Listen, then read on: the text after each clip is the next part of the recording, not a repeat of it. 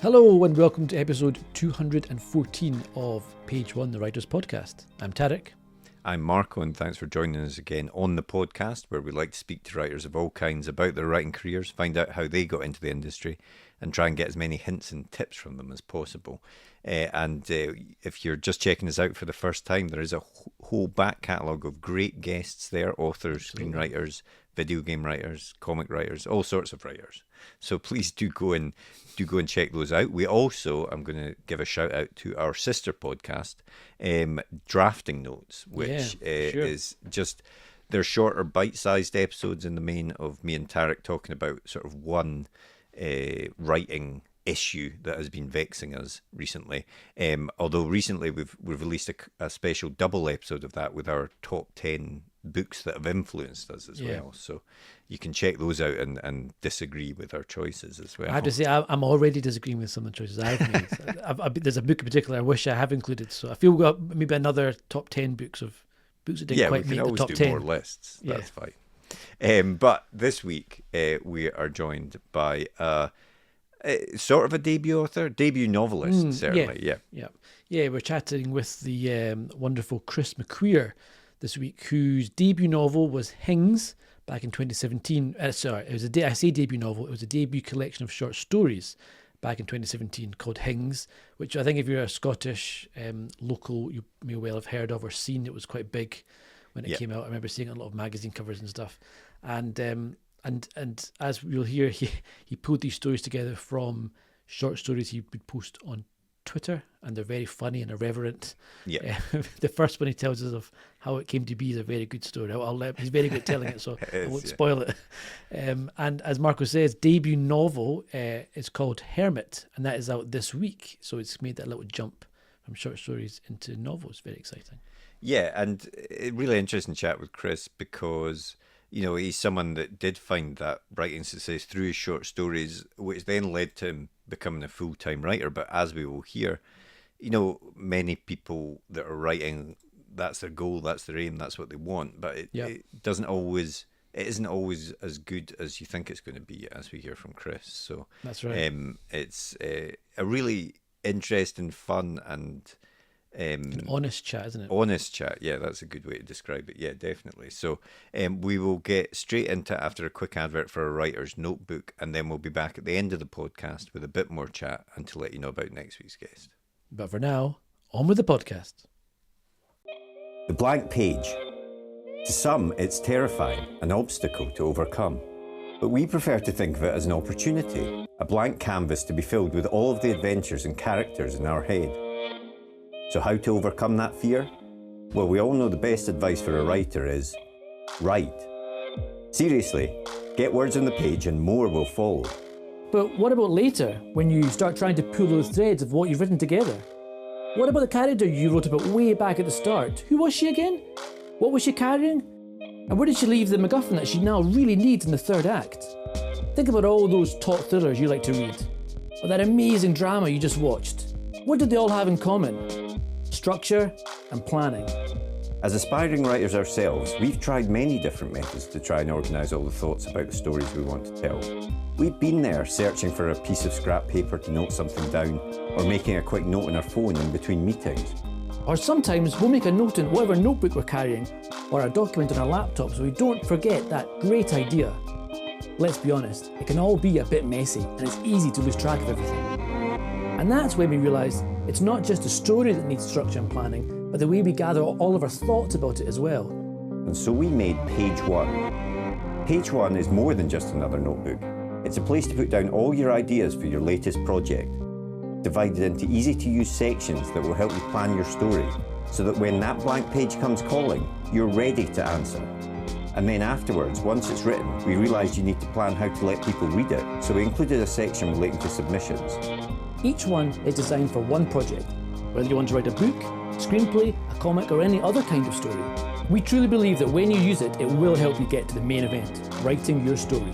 So we hope this helps. We can't wait to read what you come up with. And remember, every story starts with page one.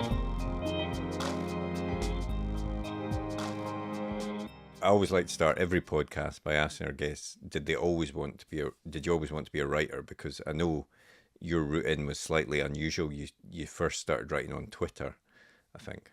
Aye. Yeah, aye, that's right. No, I didn't always want to be a writer. I've always loved reading. I was always a big reader. I was a wee boy. But the idea of writing books or writing stories or anything never really entered my mind in any way. We did sort of the odd creative writing thing in school, like kind of once a year in English, you would get to write a story, and I always enjoyed that. But that was it. It was just a wee thing you would do in class, and then you'd leave and you'd never think about it again until the following year when you did it again. And I don't know what made me want to be a writer specifically. I think fast forward to I was 25. I'd split up with my girlfriend. I'd moved back in with my mum, and like I was in the same job I'd been in when I was 16, still on minimum wage, just like no really felt like I wasn't really going anywhere in life. Well, my pals seemed to be like years ahead of me. They were like buying houses and like starting families. I was just like in my mother's spare room, not really doing much. And I don't know really what clicked in my brain, but I remember a guy I worked with, his pal, he told me this story about his pal, and he was like driving his works van at night, and he had the passenger window down, and he said a moth flew into the van and then went into his ear. And so he put, so automatically his hand just went to his ear, but he just pushed the moth in further to go to like A&E to get it taken out. And my pal told me this story, and I was like, fuck man, that's mad. Like, why would a moth do that? And I thought that would be really funny, like a short story about a moth from its point of view trying to get into a guy's ear. I've got to write that. And I just went and I sat down and I wrote it.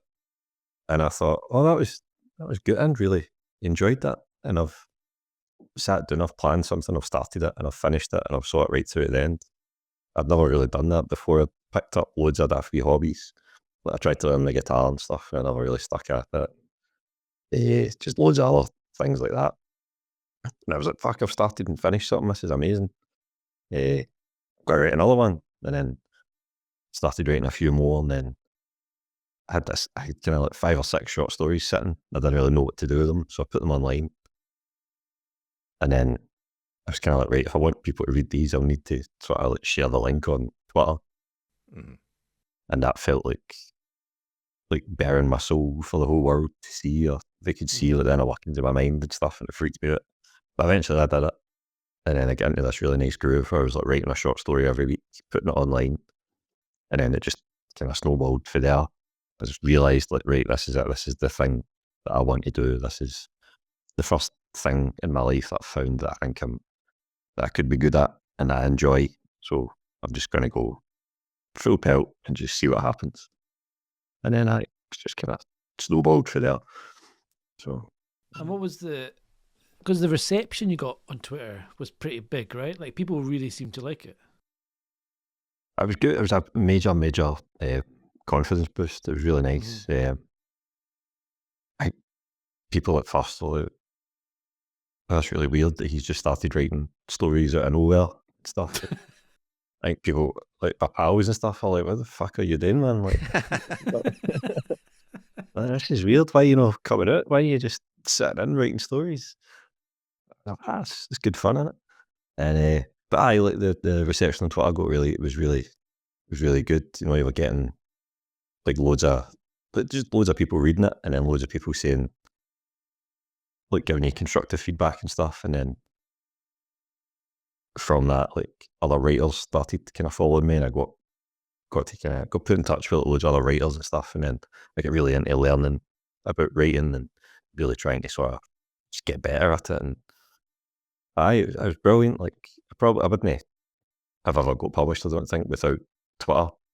Because it was almost like my stuff had been, I don't know, like road tested.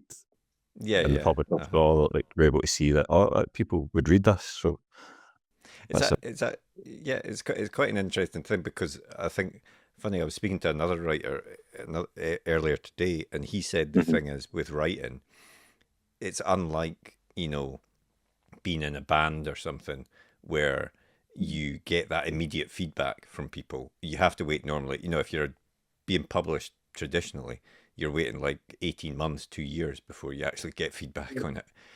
Whereas putting it out on Twitter, you're almost getting that immediate feedback, which can be obviously very scary, as you said, but also Aye, quite helpful to develop as a writer, I think. aye, really, really, really helpful. It was good. I was using this website. It was called Medium.com. It's changed a wee bit now, but back then it just sort of felt like kind of social media for writers. And it was really good that like anything you posted on there, you would get messages and comments, and people like other writers would pick like little plot holes, or like, oh, you've used too many adverbs in this. I would suggest reading this article. This will help you figure out where you're going wrong and stuff. And it was so helpful, just unbelievable. Aye, that instant feedback, like I say, just a confidence boost that was really just kept me going. You know what I mean? I think if I hadn't put them online, I would have wrote 5 or 6 short stories, and then I would have went, well. Yeah, exactly. Is that another hobby done and dusted? Move on to the next thing. You know what I mean? Nailed it. Yeah. And the stories were, how did you go from writing on Medium to having Hings published? What did the publishers approach you, or how did that happen? So I think after I'd been putting stuff on Medium and on Twitter for maybe about 6 months or something, I thought, right, I should maybe try and take this seriously. Let's take it seriously. Let's try and get something published. So I was sending stuff away to like literary magazines, getting loads of knockbacks, but then I got one, like an acceptance from 404 Inc. So they started off, they were publishing a literary magazine. And like their website was like they seemed so cool and so polished compared to loads of other literary magazines. And they had kind of ambitions to publish books. So in my head, I'm like, right, if I can get a story into their magazine, when it comes further down the line and they want to publish books, then they'll know my name. That's a kind of foot in the door. I'm not just going to be sending stuff to sit in a pile for years until a big publishing company reads it, if they ever read it. So I sent them a story. They published it. It was The Moth. No, was it? No, it wasn't The Moth story. It was The Universe Factory, it was called. But a guy that gets kind of abducted by aliens to go and work in this universe factory. So it's kind of floating in space, and he designs parallel universes. Nice. Sent it to them, and they liked it. And they published it. And they said, oh, we're going to have like a launch party for the magazine. Do you want to come through and like read out a story on stage? And I didn't know you could do that. I didn't know that. At this point, I had no idea about like spoken word poetry or anything like that. It was a whole new world to me. I thought that only existed in like films for the 90s. Do you know what I mean? Yeah. So I went through. It was amazing, like seeing, like, wow, like there is a whole like literary community in Scotland. It was really nice that all these writers, all these people coming to see all these writers. This is fucking amazing, man. I on stage and I read out a story, and it seemed to go quite well. I ended up, I had a few pints after. I was buzzing, you know what I mean? Mm-hmm. So I was talking to Laura and Heather after I came off stage, after I'd had a few pints. Just kind of chatting, and then I said to them, like, oh, I've got enough short stories to like fill a book, basically. Would you want to have a look at them? And they were like, aye, of course, just email us, email them, is. And then woke up the next morning, and I was like, that is so embarrassing. That is mortifying. I was just like, fucking, God knows what I was saying to these poor lassies. Like, do you want to read my book? Let me send it to you. I just felt so cringe and horrible. So, my God, I can never talk to them ever again. I've blown it. And then a couple of weeks later, they emailed me. They said, oh, can we read those stories that you said you were going to send us? Thank God, like, just relief that I hadn't totally embarrassed myself at least. So sent them it, and then they said, we need a bit of work. They're quite raw, but there's something good here. We'd like to publish it as a collection of short stories.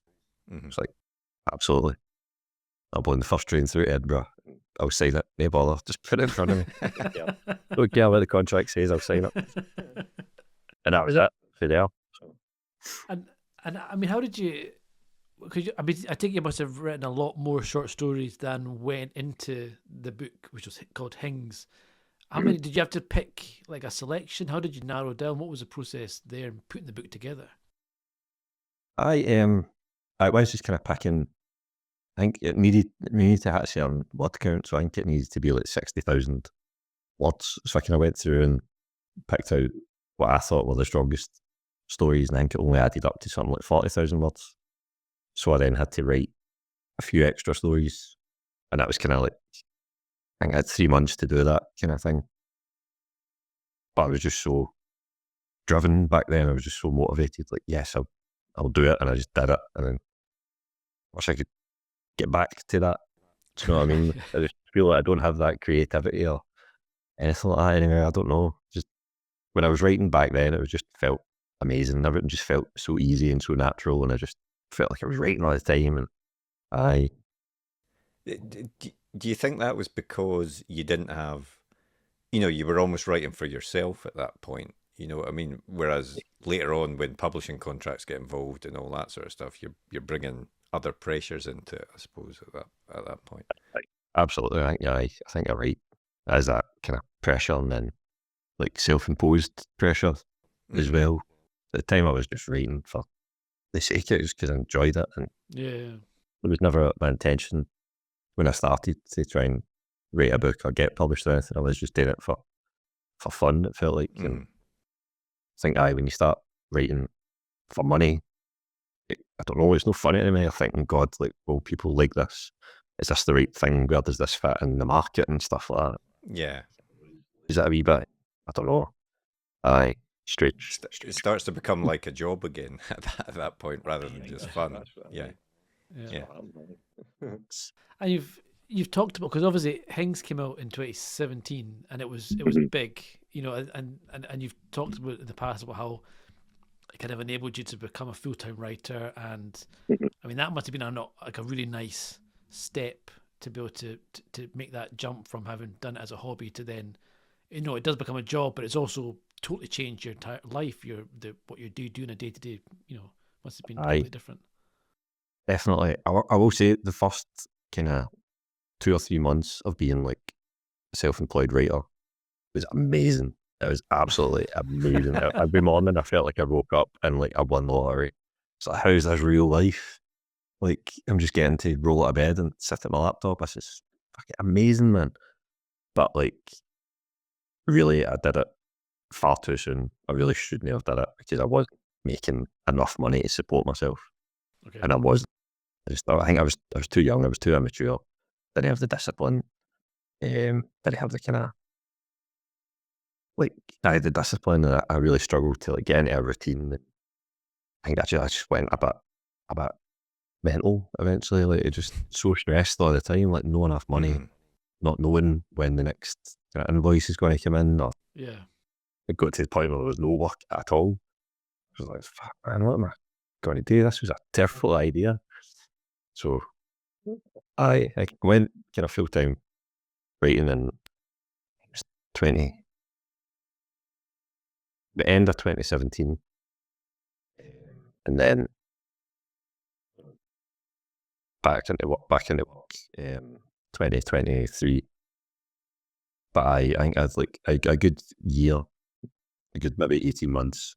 The rest of the time was hated it. Yeah. Shit. It was horrible. But I mean, it's one of those careers where that folks say that as well, that it's a lack of like there's no regular paycheck, and it's just taking months to get pay slips coming in, and also the kind of, and it's all on you as well. It's all on you to do it, yeah. And it's so hard to get the data, like trying to work out how well am I doing, it's all hidden behind layers of publishers, etc. And so I think it is stressful that and especially going straight to full-time writing from nothing. That must have been a massive stressful jump. I can totally see that. It didn't feel like a big jump. I think at the time, like, I was working in a sports shop, so I was on kind of minimum wage. So it felt like, right, if I quit this job, do this, it doesn't work out, I can get another minimum wage job. Like, it's not as if I'm leaving behind a career that I've worked hard at or anything. Do you know what I mean? It was just like, just a job. So it was fine. But I did it far too soon, wasn't ready for, went a bit mental. Now I'm back in, like, working again full time. I just feel so much happier and so much like regular income every month, and you know Like exactly the when you're pressure's getting off a little bit. the pressure's off. Aye, big time. It's kind of been nice. I'm no quite enjoying writing the way I was when I was writing things, but I feel like it's getting there. It's getting back to that point, which is nice. So And obviously, publishing as a whole is, it is viewed as, there's a lot of gatekeepers.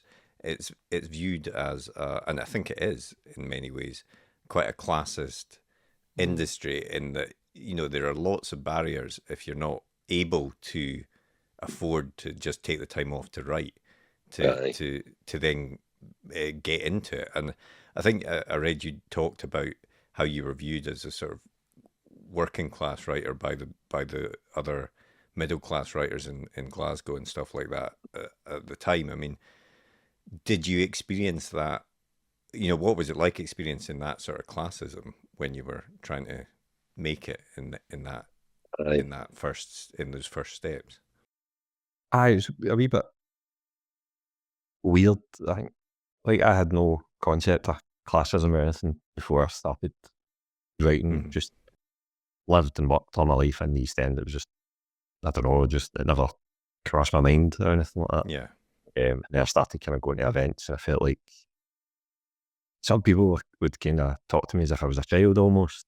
So I'm going on stage and I'm telling these stories, and I'm swearing and I'm talking with my accent, and I don't know, as if they thought I was a bit stupid or something. And sometimes they'd talk to me as if I was a child, or they'd talk to me as if I was like a caveman. Wow, this is really weird. What is going on here? Like, sometimes I felt a wee bit on display. So, as if I were, look at this absolute pro that's crawled from the slums and he's picked up a pen and somehow he's written. This is a miracle, you know what I mean? That's what it felt like. Come on, man. It's mad. But I don't know, I think maybe a lot of that was probably me kind of projecting a wee bit, maybe expecting it a wee bit. I think some people did definitely talk to me differently. They definitely spoke to me as if they thought I was daft. And I think maybe I ran with that hyper-focused on it, and I was like, my God, they think I'm, like I say, like, pro that's crawled for the slums, and I think a lot, yeah, aye. But then, aye, definitely, it's hard to be a writer, a full-time writer, and really throw yourself into writing if you don't have that financial safety net that a lot of upper-class writers would have. But aye, I said this before, but if you look at Ireland and just how they support the writers and how much they celebrate literature and all the grants and stuff that's available to them and the bursaries, and they really just go for it hell for leather, and as a result they're just producing some of the most amazing writing on the planet. That's true, actually, Aye, that Scotland could be like that, but for some reason it's no. I don't know how to fix it. I often feel as well that like authors are kind of on a different level than like other kind of creatives, which are given a lot more, I don't know, money or time and attention. Like, I feel if you're like a filmmaker perhaps, or working in different mediums, I feel sometimes you get more attention or more scope for grants and stuff. I feel sometimes feel authors and writers, and especially like, poetry or short stories, there's a kind of hierarchy, and it's really difficult for certain areas to break through or to get the support, as you say, to have that time to then write and to grow and to create the craft, etc. It isn't easy. I know. If it's even, I found it difficult. I got really, really lucky in a lot of ways, but I think, how much harder it would have been if I'd been a poet, if I'd chosen to write poems instead of short stories. Never made it, man. Yeah. Well, your first, you moved on from short stories because your first novel, Hermit, is out soon. Do you want to tell us a little bit about that, and then we can chat about how it came to be? Aye, cool. So Hermit is my first novel.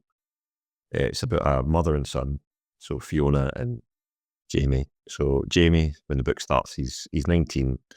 He left school when he was 16. And for 3 years, he's not left the house.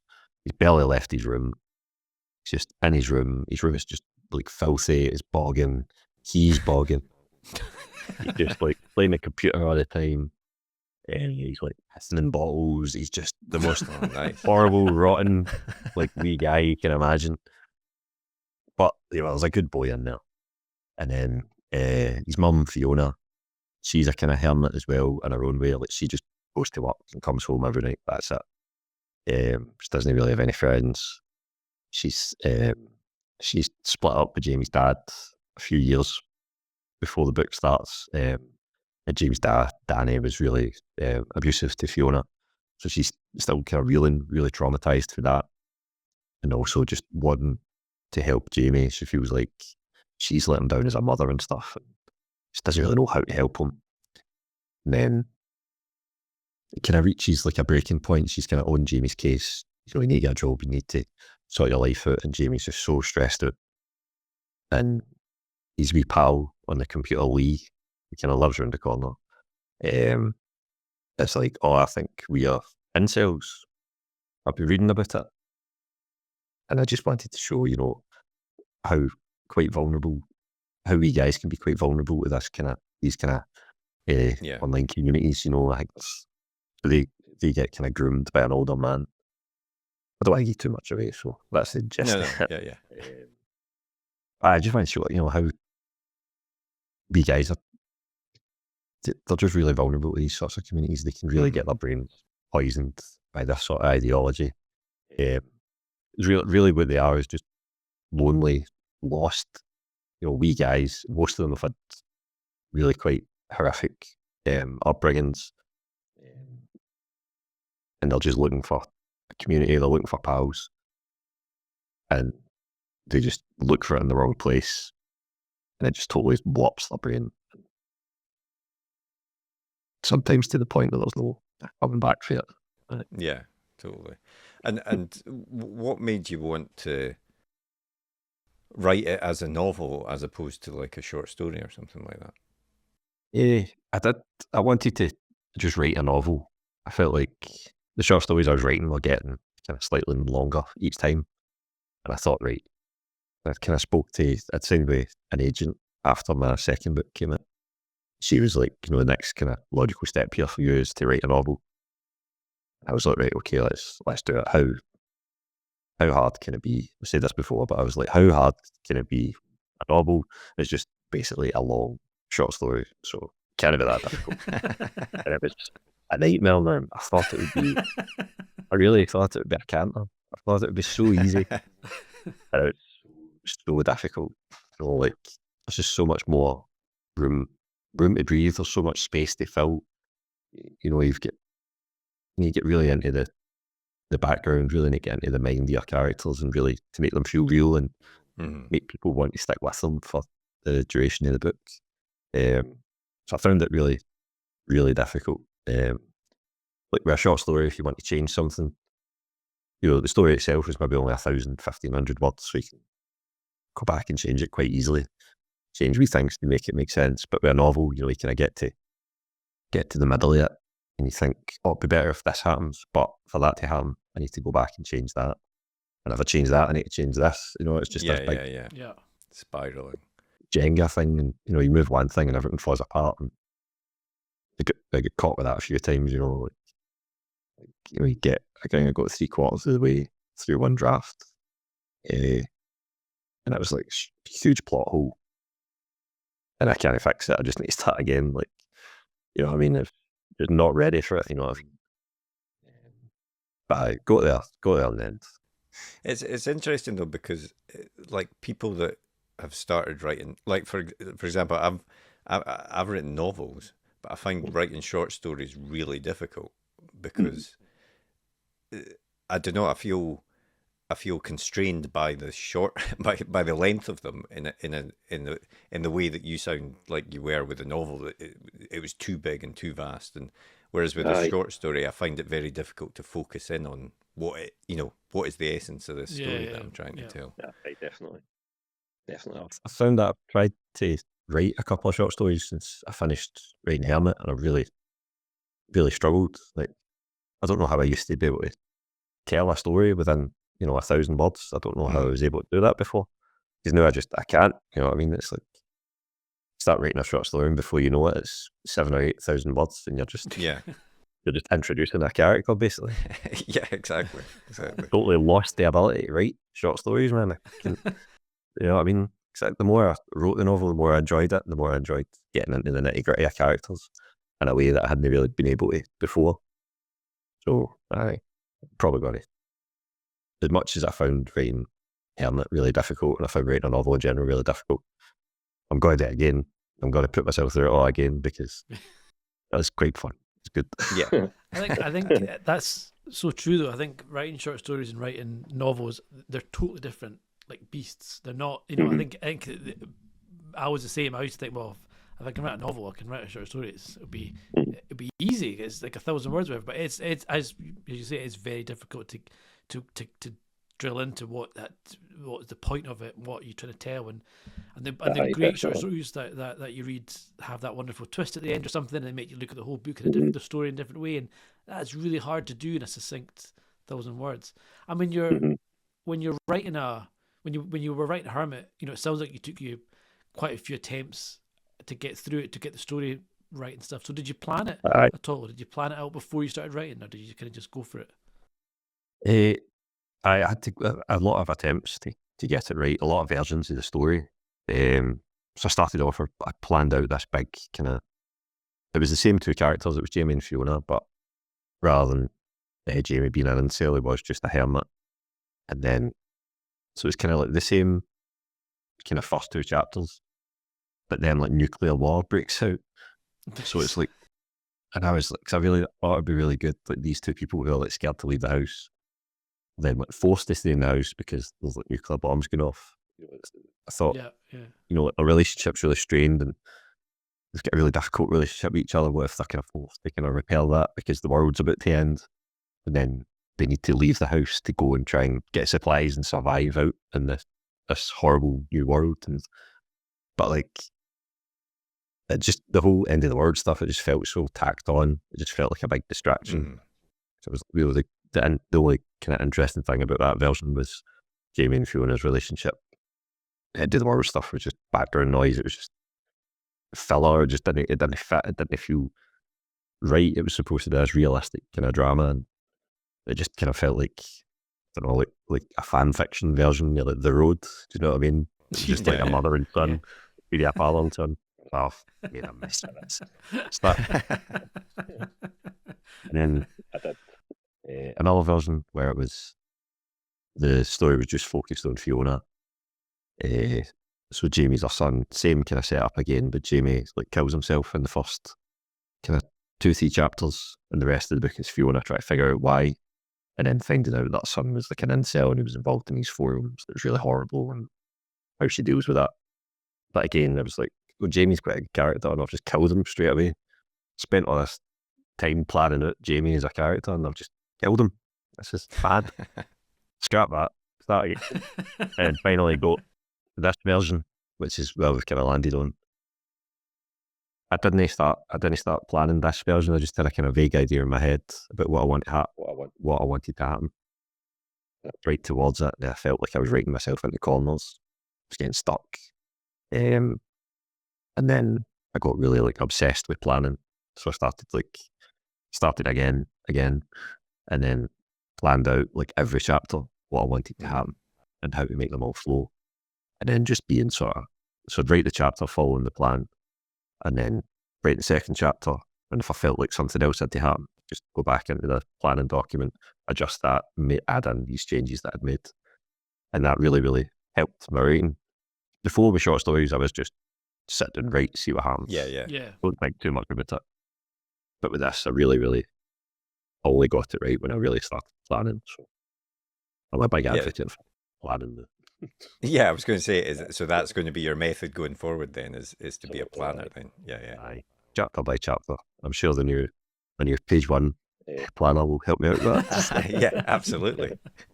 And I wanted to ask you about your writing style, because you write in, I guess, like the Scots vernacular. It kind of the comparisons I always see online are like Irvin Welsh and Lemmy are the two big names, which always the kind of famous Scottish writers that write in that kind of style. And I think I've read that you said in an interview somewhere that you write in that style because it's about like accessibility, and it's kind of natural to how you talk, and it pulls folk in who maybe wouldn't normally read. So is it really important to you to write in that style as opposed to changing to kind of like the the more widespread English language type of writing? That is, I think, just on like a kind of a basic level, if you're writing stories set in Glasgow, set in the East End of Glasgow, you're having your characters speak in perfect English. That's not how real people speak. So immediately it kind of takes you out the story, I think. So for me, it just felt right to do it. And then at the time on Twitter, there was the whole kind of like Scottish Twitter scene, it felt like. And like everybody was tweeting like that. Everybody was tweeting in really broad Scots. And it was really funny, English people would be replying like, what the hell does this say? And things like that. And I really liked that. I thought it was really funny. So I just really enjoyed tweeting like that, tweeting in Scots. And then when it came to writing, it just felt like that was the right way to do it. And it's been nice, book signings and stuff, people were saying, it was nice to read a book that's written the way we talk. I mean, that as that accessibility thing, it was nice. Yeah. It kind of opened up books to people like that. So that was quite nice, and it is quite important to me. Like, did you get any pushback from your publisher or editor or anything like that? Did they try and make you change any of that or anything? No. Not at all. I was sort of half expecting it as well. My agent's English is based in London, but she really likes the writing. She really likes that I write in Scots. And then when she said that Wildfire were interested in publishing the book, and I thought, well, that's quite surprising. I thought it would be a Scottish publisher that would pick up. I thought, oh God, what if they want to change everything? What if I need to totally like translate the book into English, basically, kind of thing? And they were just like, no, it's fine. We are English. We've all read it. We could all understand it. So nobody else would have a problem. So, but I did think I was going to need to sort of progress my career as a writer. I thought I was going to have to sort of water it down or write totally in English to sell books outside of Scotland to try and further my career and stuff. But I've not had to, and that was a nice sort of vote of confidence for my agent and for the publishers, for the editor and stuff. It was really, really nice that they bought into it and they could see, what I was trying to do and why I was doing it. Really nice feeling. So is it true that there's an English version of Trainspotting? I'm sure that's what I see that online, like an actual like subtitled version of Trainspotting in kind of UK English as opposed to Scottish. I don't know if I'm making that up or not, but I'm sure I've seen that sounds like a joke. But I know, I know, it does sound like a joke. No, I could believe it. I could believe it. I've always thought that, like, if I ever get lucky enough to have my book sort of translated into a different language, like, am I going to need to sort of rewrite the book? Yeah, that's interesting. Or to then be translated? That's a good point, actually. Would be quite fun, I suppose. But it's what Irvin Welsh has been translated into Spanish, he must have been Japanese, But like every country has it. Like I'm thinking of Italy, but you could take like Neapolitan dialect or whatever, and that could potentially. Is that like the equivalent in? Well, it could. Actually in Italy, there's lots of different dialects, but you could. Maybe that's the way they deal with the translation. Yeah. But it's interesting. It would be interesting to see what they do with Irvin Welsh or someone. Because I think when you've got a story like that's set in somewhere like Scotland, it's so specific to the location, isn't it? Like the characters, the language, the setting, everything. It's so tied up in itself. Translating that to another language, you don't want to lose that kind of that important glue that holds it all together. Yeah, that is. I can see that being. I'm now very intrigued as to what they do with Irvin Welsh's books. Yeah, I do wonder how that works. Actually, I spoke to. I was talking to a guy I know about. Remember Lobo when it was on the telly? Oh yeah. And was kind of making a wee joke. I was like, it was really funny when the miners come up and they're like really broad Scottish. Yeah. Oh my God, it's roasting down there. I was kind of laughing. I was kind of ridiculous that they did that. And he's like, no, well, because it's to show they couldn't, it would be worse if they had them doing really bad Eastern European accents. And it shows the kind of, like the class difference, that these are rough Scottish miners. So you believe that these guys are working class, and then you've got the kind of posh English guys at the top. It's just to help you visualise that. And it was like, pure light bulb moment for me. I was like, wow, so it is. That's really cool. I forgot you did that. I've completely Yeah, forgot you did that. it's they're doing it more in these things. There's like, and in the old days it would be a bad Russian accent. It'd be English actors doing Russian accents, but now like things like Death of Stalin is the same sort of thing. So yeah, it's interesting what they're doing. Yeah, I quite like that. I have to say, and you kind of forget as soon as the first few minutes you're like, this is a bit weird, and then you kind of forget about it almost, and you just accept it. Yeah. So Hermit is coming out now, but have you started working on the next thing, or are you thinking about the next thing? What's happening there? Yeah, I kind of tentatively have two ideas I'm working on. None of them are really working in it though. So kind of like 2 or 3 chapters in each of them, but it's just no, I don't know. I felt like when I sat down to plan like the final version of Hermit, it was all there ready in my head. Do you know what I mean? I felt like this is the story that came to me, completely formed. This is really good. But with these two versions, these two novels I'm trying to write, it's just not quite there. Do you know what I mean? I just have the sort of setup of them and nothing else really, and it's really frustrating me. So I think maybe, in fact, they'll just know the right stories. Do you know what I mean? They've maybe not quite got the legs. It's not a novel length idea, maybe they're just they're really just short story ideas. So but I'll keep tinkering with them. It's nice having a problem like that. It's always niggling at the back of your mind, driving you slowly insane. Would you ever, you've written short stories and novels now. Would you want to do like a script or try like a different medium? I don't know. I feel pretty happy doing novels. You know what I mean? I just love this big challenge that you have. You know what I mean? I was talking to somebody about like trying to write novels like one after the other and stuff. And she was like, "Oh, it's like having homework every day for the rest of your life if you choose to write novels." But actually, that's what it feels like. I don't know. We adapted three of the short stories for Hings for BBC Scotland, and they put them on the iPlayer, and I sort of rewrote them into scripts. I didn't hugely enjoy that experience. It was really good, and I felt really lucky being able to do it. But I don't know. You've got to take so many things into consideration. Like you've got all these kind of budget constraints, and and just also what is like physically possible to shoot. Yeah. You know what I mean? Yeah. We short stories and novels. It's like you make a film with a totally unlimited budget. Yeah. Totally. As long as you can describe it, you can make anything happen. But there's all these sort of limitations with writing for the screen that I found quite difficult. And I found like a lot of the humour in my first book sort of comes from ridiculous, impossible situations. So trying to water that down and change it to that one to early was so difficult, and I really didn't enjoy it. But I wrote like a couple of plays.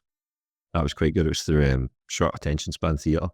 So they're a really good company. They do these, they look for kind of aspiring writers. You send them like a 10-minute script, and they find, it's always like 2 actors, 1 location. So they'll find the actors. They will do like kind of basic set dressing for you. They'll arrange rehearsals and stuff. They'll put you in contact with a director and stuff, and you work on it. And then by the end of it, you've got this 10-minute play, and then they put them all on like 4 or 5 back to back over a night. It's just a really good night. It's really good. So I liked doing that. I did 3 with them, and loved every minute of that. That was really good. That's cool. Maybe I played. Yeah. Nice. And would you ever want to you know, would you ever want to go back to writing full time, or are you happy now that you've got a balance where you write a bit but also have a steady income as well? I don't know. I don't know. 'Cause it really did. I don't know. I really didn't enjoy it. Like, just how unbelievably skint I was. I got into so much debt, just trying to keep my head above water. And sort of thinking to myself, like, oh, it'll be fine, I'll write a novel and I'll get a fucking 6-figure advance and all my problems will be solved. And then obviously it doesn't work like that. I don't know why. Just the sheer, I don't know, the things you tell yourself to try and get through. But like, no, I don't think I would ever. Never say never, obviously, but I don't know. I struggled with the lack of routine and stuff. I am really happy. Just you go to work Monday to Friday, 9 till 5, and you fit in right where you can. And amongst that just feels much better for me. Yeah. So never say never, but We've not right now. talked before. We've said before in the podcast that when you're writing, you're kind of it's it's all you in your head and your room and the keyboard, and it's quite solitary and stuff. And I suppose that's the flip side of writing full time. Is that you have much less of that kind of human interaction, I suppose. And it's quite like my job, my day job is I'm at home, like most folk, flex working and stuff, 3-4 days a week, which is great. But that one day a week I go in the office, it is nice to actually see folk, and you kind of forget it's quite nice to have that social interaction a little bit. So I can see the kind of full time writing. It is a massive change, isn't it? Especially going from a full time working week to sitting alone in a desk with all your stresses and you see it's all building up and stuff. And yeah, it is big. Right, definitely. And I like to say as it's all on you as well. Like when I was really sort of struggling for money and stuff, I was like, there's no one here to blame except myself. Yeah. Like, I did this to myself.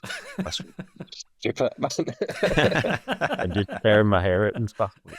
You know what I mean? In other situations, like you could say, oh, the work didn't pay me or something, like everything that went wrong was my fault. Yeah. There was nowhere to hide the rest of it.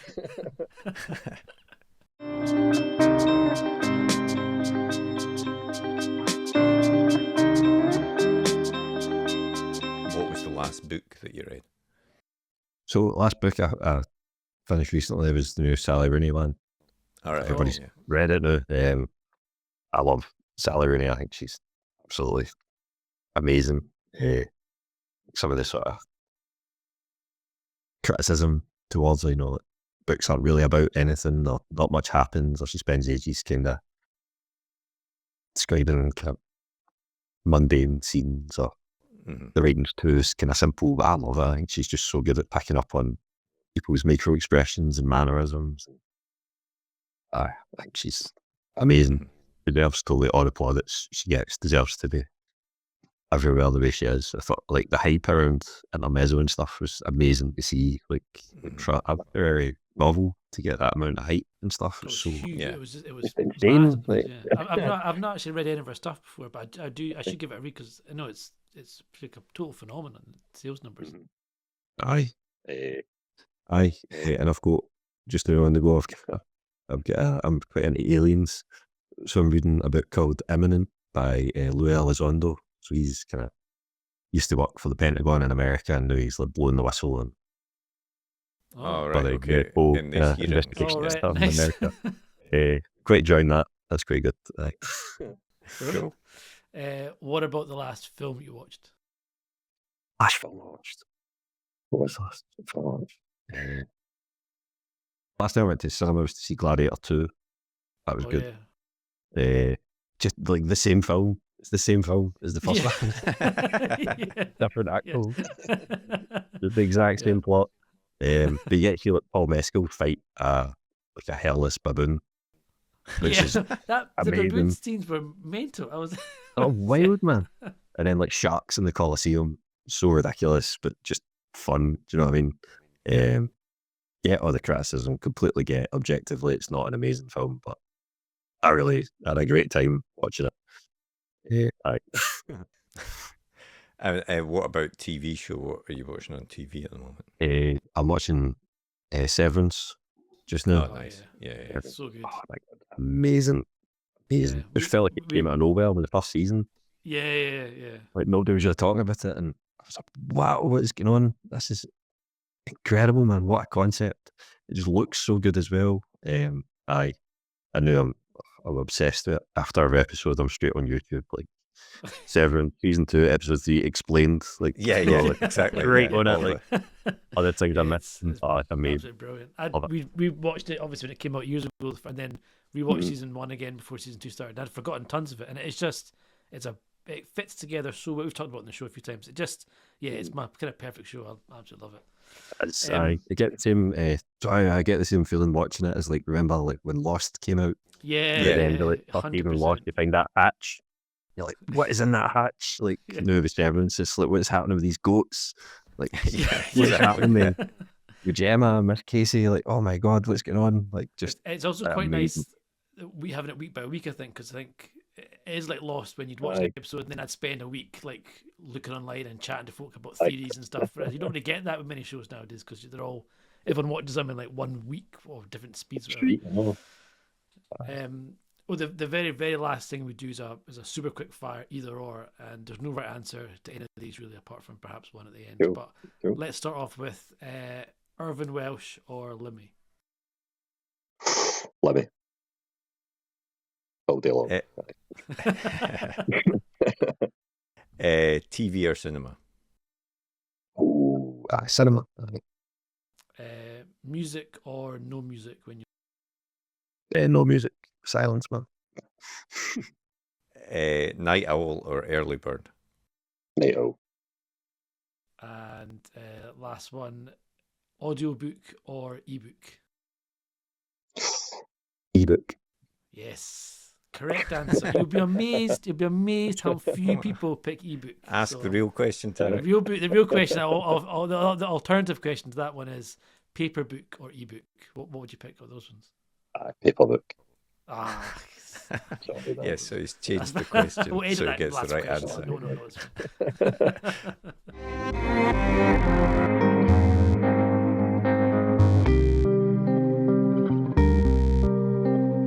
Well, thanks very much to Chris for that chat. I really enjoyed that. And as you know, as you said at the start, a very honest assessment of the ups and downs of being a writer, I guess. And as well as that, I thought it was interesting to hear the sort of classism that he got from some writers, just because he speaks in the Glaswegian way, and that caused some people to treat him differently, which is perhaps sadly predictable, but also quite depressing, really, as well. Yeah, no, it was. I thought it was a really, really interesting chat, and just someone who's very kind of upfront about the reality, I think, of breaking in and how it's not always the wonderful experience that people think it is, and as you said, both from kind of the way that he was perceived by other writers, and also just the stress that writing full time brings. And I think he's been the first person we've chatted to that's really been quite clear that actually he doesn't want to become a full time writer, and he's quite happy doing it on the side, and having that full time job or part-time job. Certainly for the time being, and I totally understand that he feels that he did it far too early initially, and that's clear. I suppose things might change and depending on what happens or whatever. I mean, writing is a dreadful career in terms of like regular income, isn't it? I suppose. So I suppose it does take a while. That's the issue, and also interesting, how he was able. He feels he was much more creative and was able to write much easier when he was doing his stories on Twitter and things like that. Whereas as soon as publishing comes in, as soon as it becomes a real thing that you're under pressure to deliver, it ceases to become fun, first of all, but also becomes harder as well. I wonder if it's that thing where, you do it for yourself for pleasure and it's fun, and as soon as you put a label on it or something, it becomes a stress element to that kind of, like running a podcast.